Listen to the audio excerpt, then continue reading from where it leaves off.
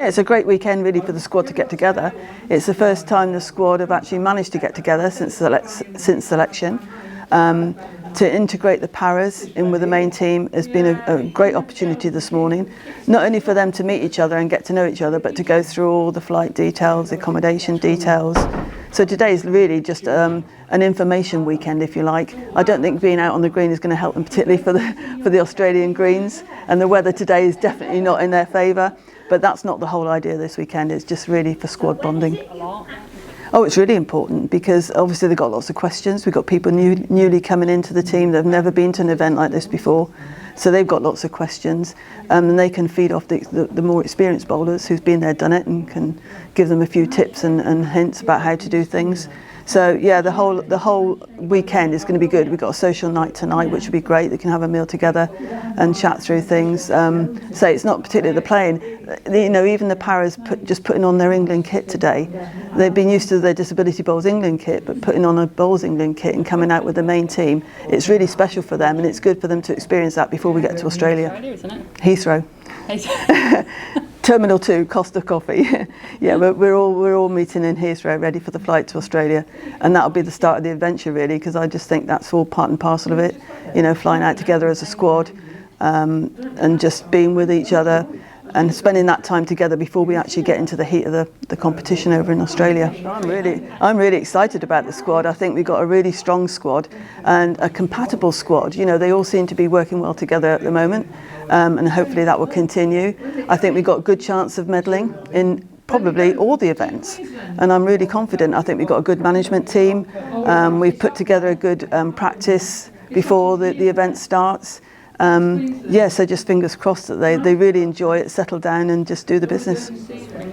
Australia, without a doubt, Australia are the biggest competitors. They've got more money than anyone else. They're playing on the home greens with a home support.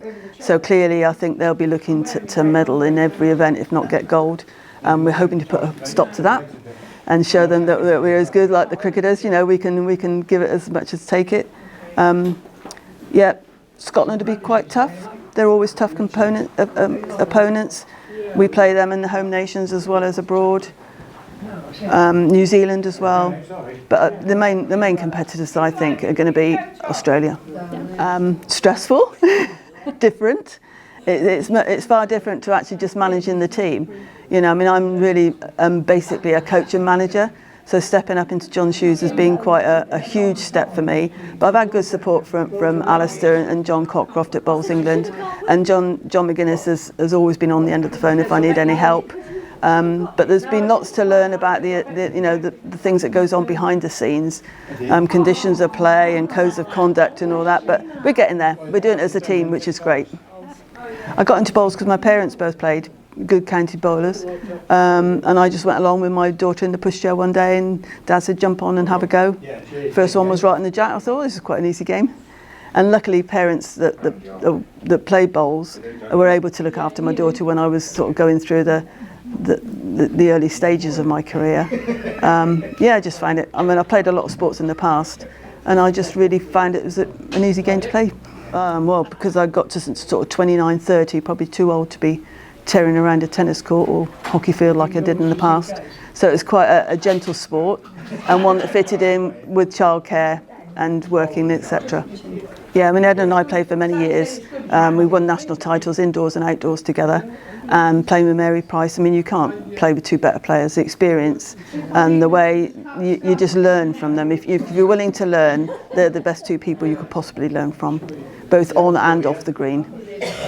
I'm officially retired, but now I'm spending more time doing my bowls work, volunteering, than I did actually when I was working part-time.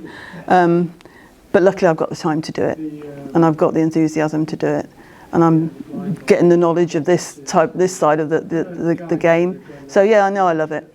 I think it's really exciting. In the squad days we had the ID development day for under 18s, and I think we could quite naturally break that group down into under 15s and under 18s, and looking at the talent in both of those age groups coming through for the internationals and then into the under 25s and then into the senior group. I think we've got a great future at Bowls England. We just need to harness that energy that those youngsters bring, get them some decent coaching and events to play in, and I think we'll be one of the top nations for many years to come.